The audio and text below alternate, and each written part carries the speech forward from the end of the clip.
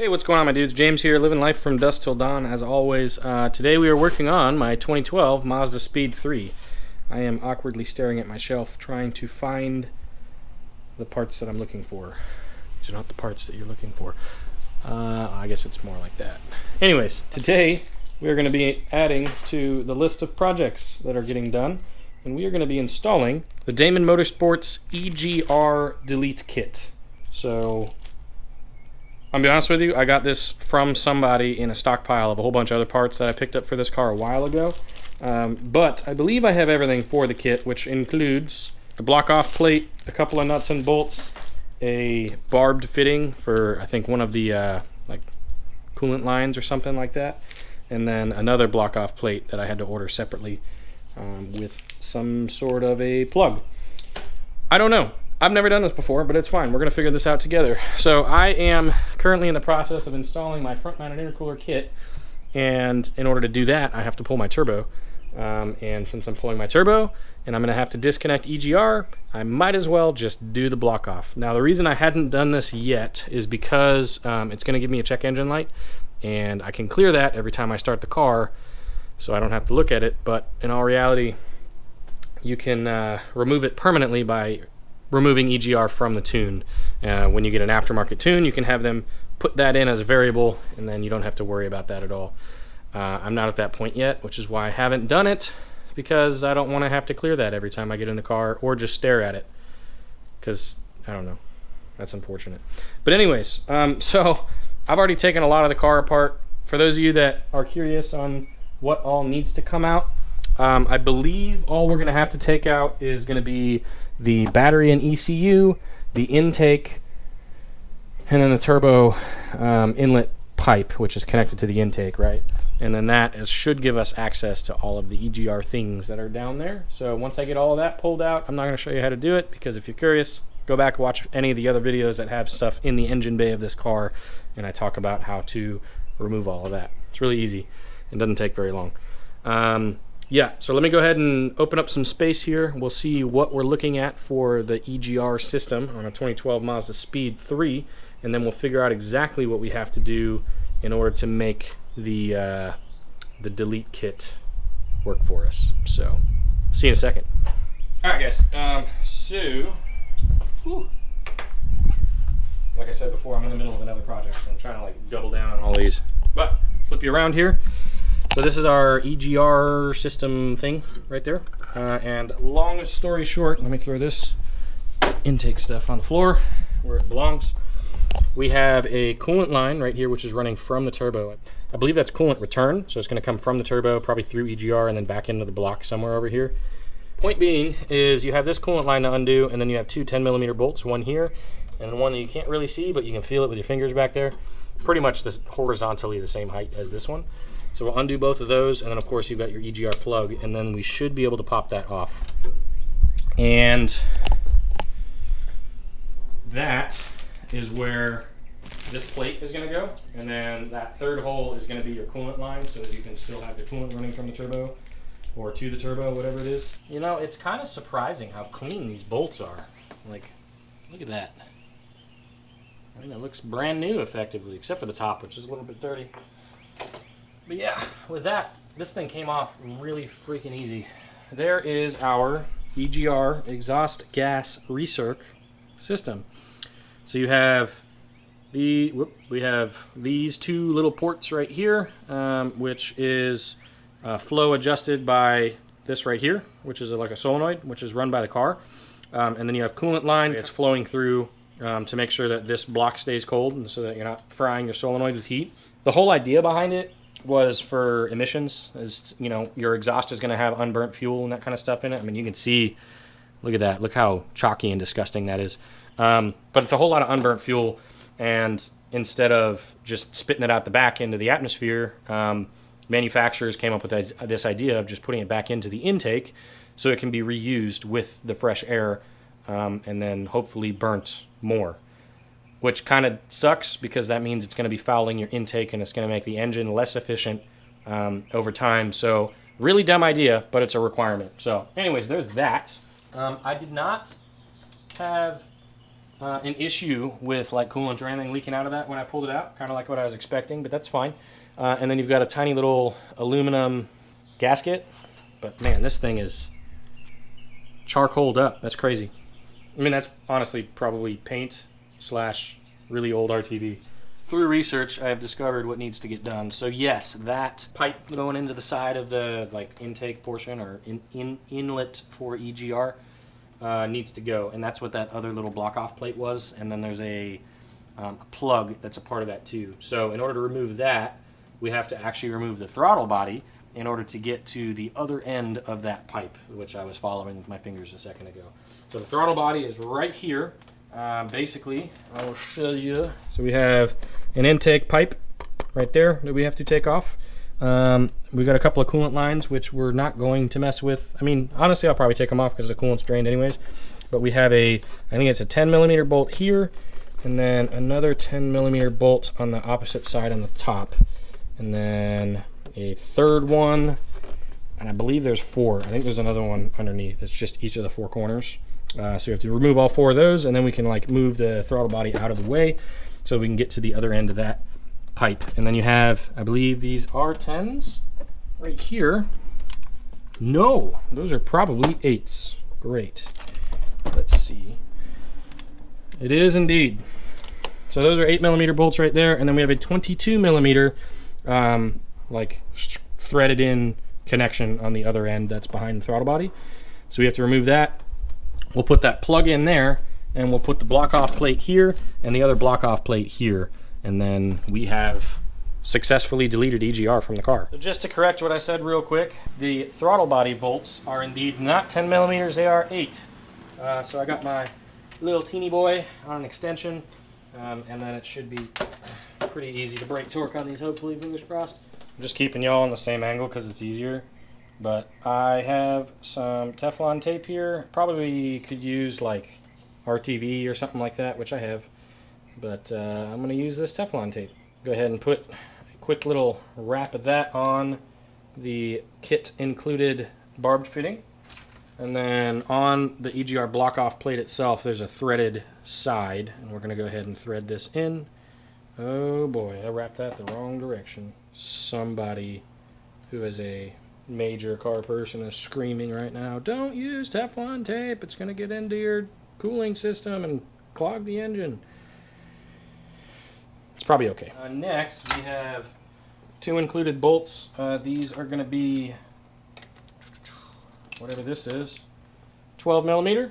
So we're going to go ahead and put this plate in the position over here and run the 12 millimeter bolts. Just so you know, I ended up going back and reinstalling the original gasket that came off of the EGR solenoid mount, and then I lathered RTV all around that gasket when I reinstalled it, because when I refilled the engine with coolant and started the car up, I was having a slight leak coming from that block-off plate, and I just didn't want to deal with it.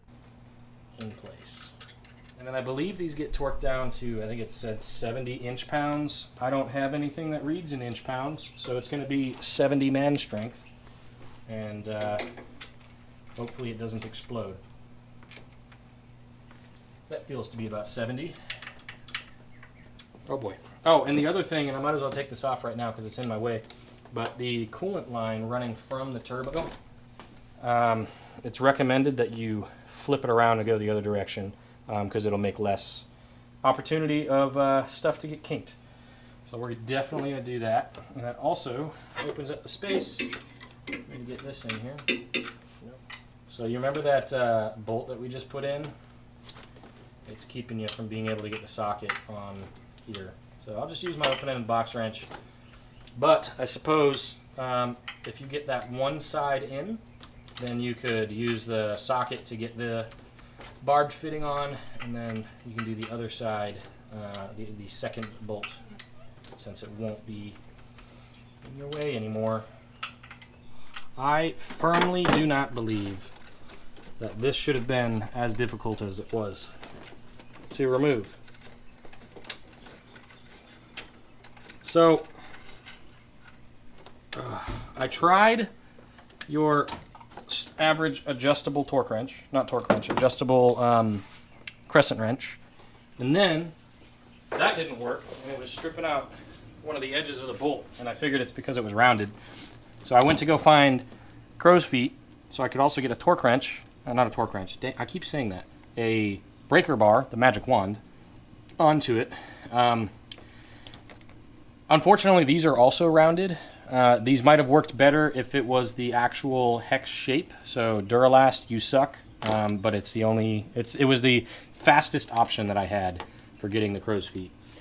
Obviously, that didn't work. So then I resorted even further to more necessary means, and as you saw, had to cut the stupid pipe off. But I don't care, it's not going back on.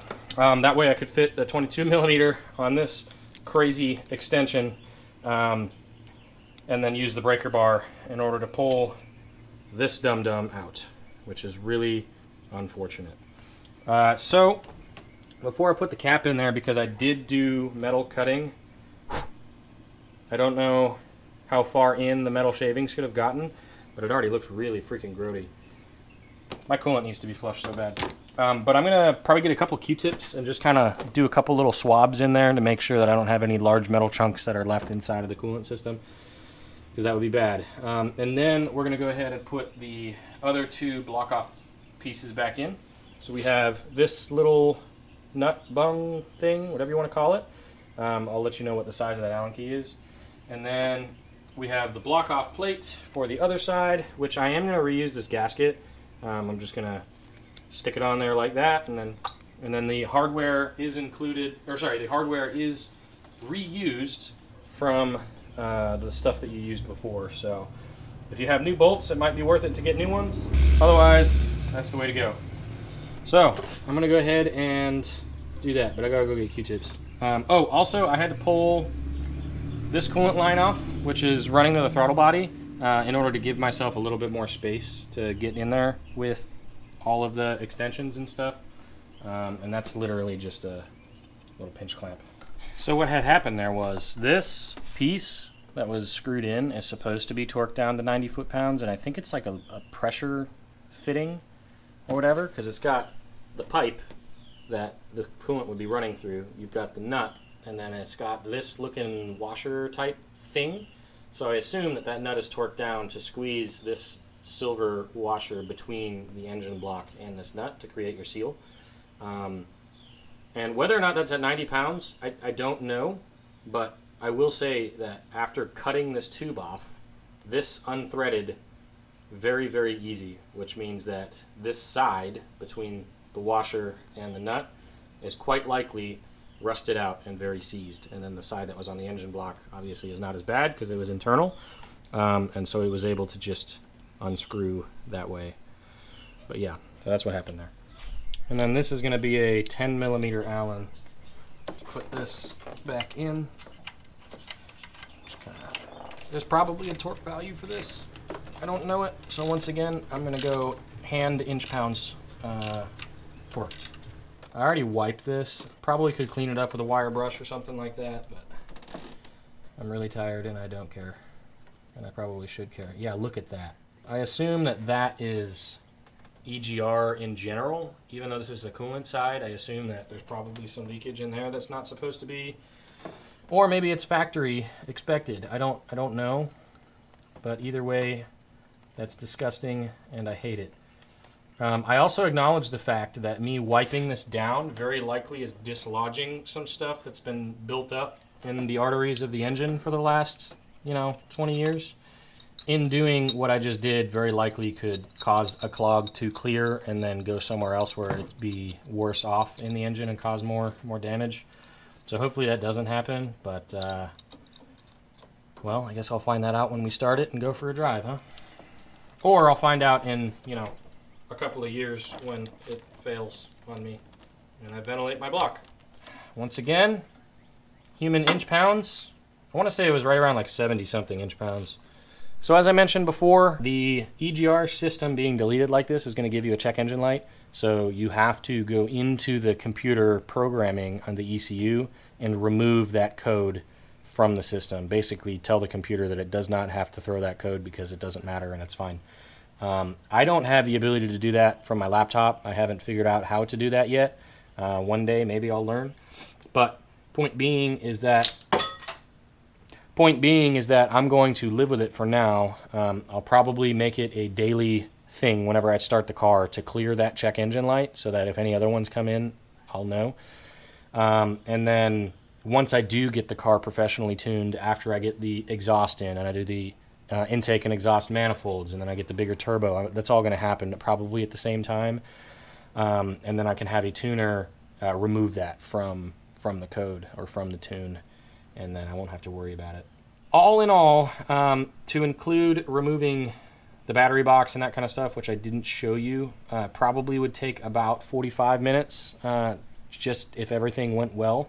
With that bolt on the pipe being the way that it is, or the crush fitting, whatever the hell you want to call it, it probably took me an aggravating 2 to 3 hours worth of work, which is including driving to like the hardware store to buy new parts and that kind of, or new hardware and that kind of stuff. For those of you that are watching all of these videos in a series as they come out, you'll recognize that I am leaning over the car in the same position and the same shirt that I was in for a lot of the scenes in the other videos, and that's because a lot of these are happening simultaneously. So, I ran the car.